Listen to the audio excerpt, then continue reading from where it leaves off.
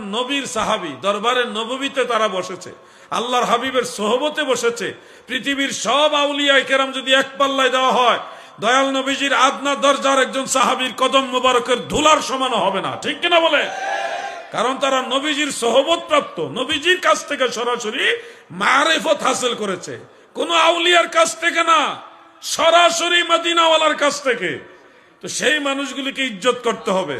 যুবক ভাইয়েরা আমার, তোমাকে যদি কেউ বলে অমুক সাহাবী খারাপ, অমুক সাহাবী এই ছিল সেই ছিল, তুমি ধরে নিও এই লোক নিজেই খারাপ। আল্লাহর হাবিবের সাহাবীরা পৃথিবীর সবচেয়ে দামি মানুষগুলোর মধ্যে অন্যতম দামি মানুষ।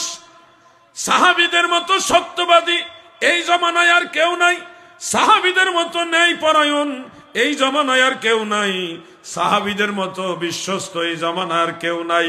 এই জন্য সাহাবীদের সমালোচনা যারা করবে তাদের ব্যাকগ্রাউন্ড তালাশ করে দেখবেন ভেজাল আছে। আমরা সুন্নি মুসলমান, আমরা আহলে বাইতে রাসূল পাক পাঞ্জাতনকে ভালোবাসি, তাজিম করি, মানি, সাথে সাথে সাহাবীদেরকে তাজিম করি, মানি।